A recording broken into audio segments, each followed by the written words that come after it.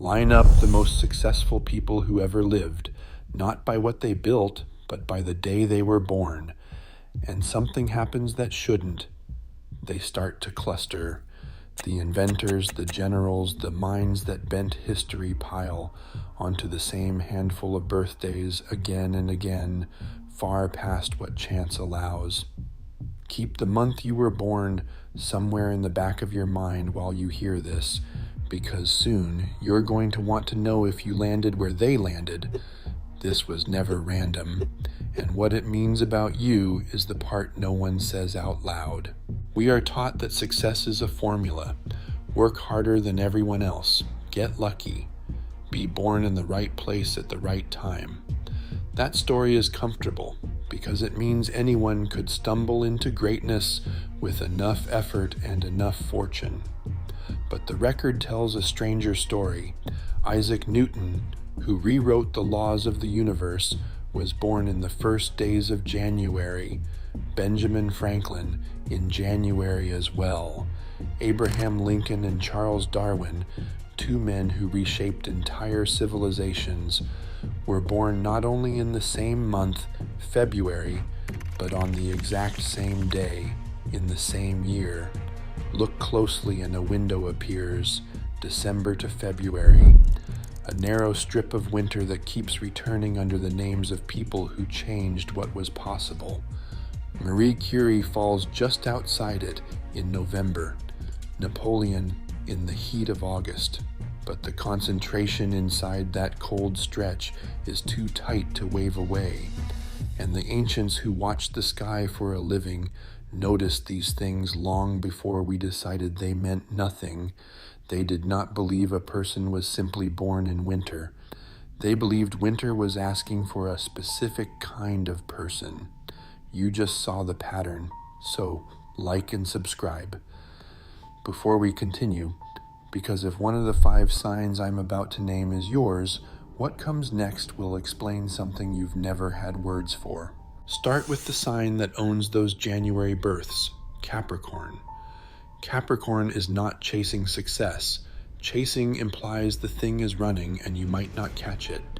Capricorn already decided, quietly, years ago, that a certain thing was going to exist, and now they are simply on schedule for it. While everyone around them sprints and burns out and reinvents themselves every 18 months, Capricorn is still walking the same direction they were walking a decade ago, and they will still be walking it long after the fast ones have quit. That is why they win, not speed, duration. But there is a price hidden inside that patience. Capricorn will hand an entire decade to the summit and only realize, standing at the top, how much of their own life they postponed to get there. The years they promised themselves they'd enjoy later, once the work was finally done. If you have been called cold for staying focused while everyone around you fell apart, you already know you are on this list. Which brings us to February, and to the 2 men born on the very same day, Lincoln and Darwin. That is Aquarius, and Aquarius is not ahead of their time by accident, the way people like to soften it. Aquarius sees the world that does not exist yet, so clearly that the present feels like a waiting room they are stuck in until everyone else catches up.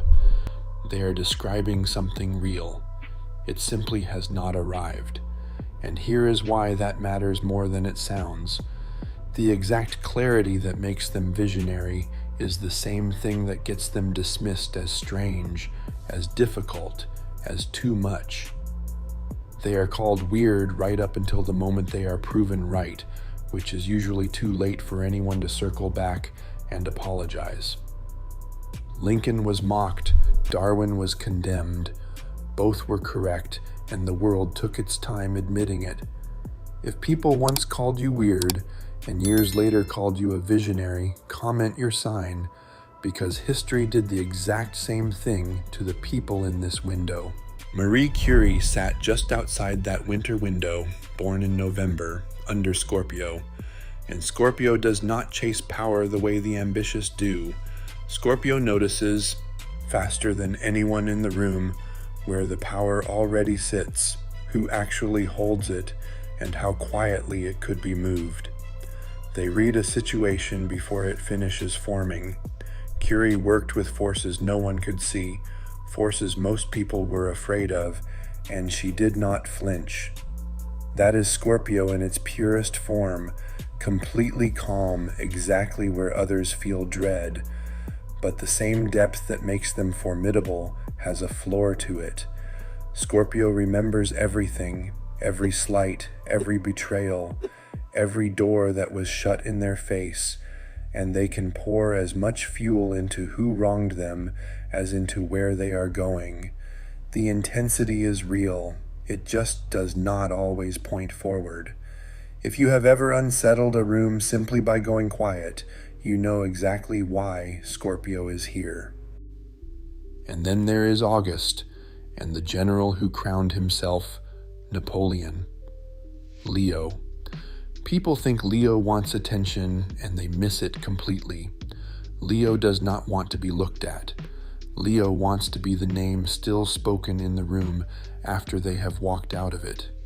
And they began building that story far earlier than anyone realized. Napoleon did not want applause in the moment. He wanted to be remembered for 200 years, and he arranged his entire life around making that inevitable. That is the Leo engine, not vanity, legacy. But it comes with a strange fragility. Leo can need the belief of the room so badly that a single person's doubt can undo what 1,000 people's praise had built. One raised eyebrow can outweigh a standing ovation. If you have always felt you were meant to be remembered, not famous, remembered, there is a difference and you feel it, say it below. There is one more, and fittingly, it refuses to wait for the pattern to introduce it. Aries. Aries moves before the plan is finished, before it is safe, before the room agrees, before the outcome is anywhere near clear, because Aries understands something the cautious never will. The one who acts first writes the rules everyone else is forced to follow. Thomas Jefferson, born in April, did not wait for permission to declare a nation into existence. He wrote the words first and let the world rearrange itself around them. That is the Aries advantage, not strength. Being early, but the cost is written right beside it, the wreckage. Aries starts far more than they finish, and they leave behind things that could have been extraordinary with one more week of patience they refused to give. For every rule they wrote, there is a graveyard of half-built things they walked away from the moment the excitement faded. If you have ever leapt before you were ready and somehow still landed, Aries belongs here, and so quietly do you. So what was it, really lining those birthdays up in a row? It was never the stars reaching down to hand these people their gifts. Look again at every name in that winter window, and the pattern beneath the pattern appears. These were not people who happened to be born lucky. They were people who found out early, earlier than most of us ever do, exactly what they were built to do, and then refused to waste it. That is the whole secret, not the month, the refusal. The stars did not make Newton or Lincoln or Curie. They only marked a starting line, and those people chose to run. Your birthday already placed you somewhere on that same line. It was set the day you arrived, and it has not moved since. The only question the stars ever left open, the only one that was ever really yours, is whether you are going to live like it. So tell me below, what is your sign, and what is the one thing you have always known you were meant to build, even if you have never said it out loud until now?